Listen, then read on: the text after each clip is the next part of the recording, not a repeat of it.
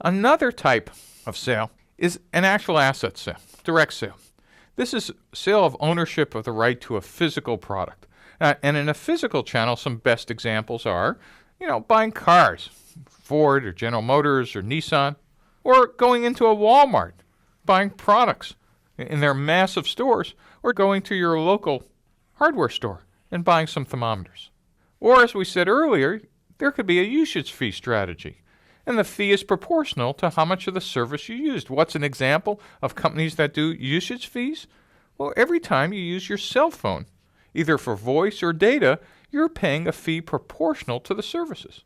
Or if you're a web developer, Amazon's web service has been the reason why the web has exploded, because you no longer need to buy hardware, but you're paying per computing or per database size or anything else.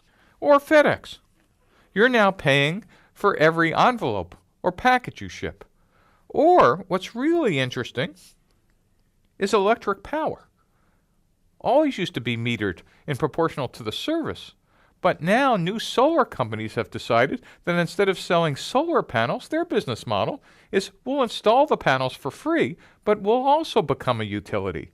These are usage fee revenue strategies. Subscription fee. Instead of paying per use, why don't we pay kind of a flat fee every month for continuous access to a service? What's an example of that? Well, Salesforce.com.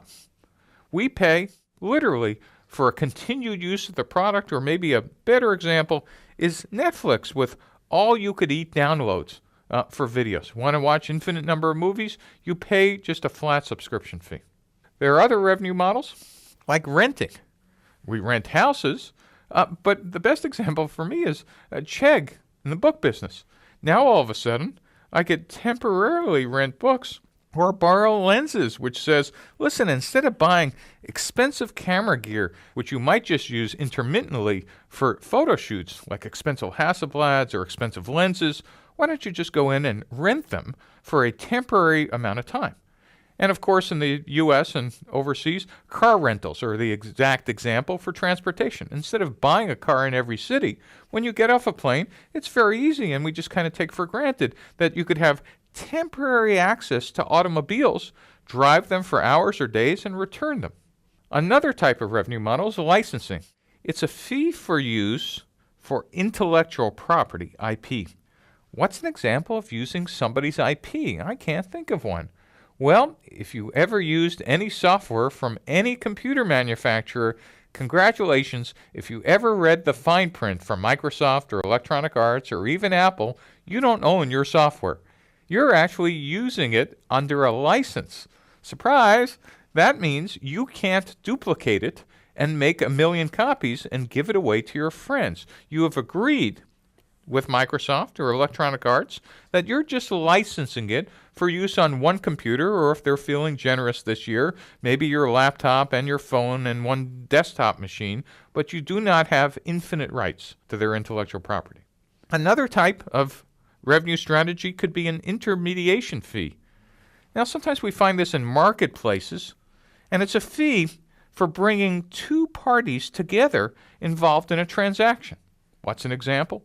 Well, the most popular one right now is Airbnb. They don't own all those places they're renting, but what they do is essentially a dating service between you and someone who wants to make money in renting their apartment for a night or a couple nights. So you, the traveler who need a place to stay but don't want to stay in an expensive hotel, use their site as an intermediary. Or Etsy, or even better, Cafe Press, or E-Trade. All these are kind of brokers. And by the way, in the physical world, the classic is real estate brokers. They don't own the house and they don't own you, but they're a matchmaking service between you and the property you want to buy. Another strategy for a revenue stream could be advertising. So again, if you remember our conversation about Google's strategy and Facebook and Spice and Mint, it's all about creating massive numbers of users. So I could monetize, fancy name for make money from, all those users, not from making them pay, because last time I looked, the Google search didn't cost me anything directly, but Google is actually using me to sell to advertisers. They're saying, hey, you want to get in front of people like Steve? All you have to do is pay us for access to these groups of individuals. And in fact, if we're very sophisticated, we could segment them by specific keywords or interests.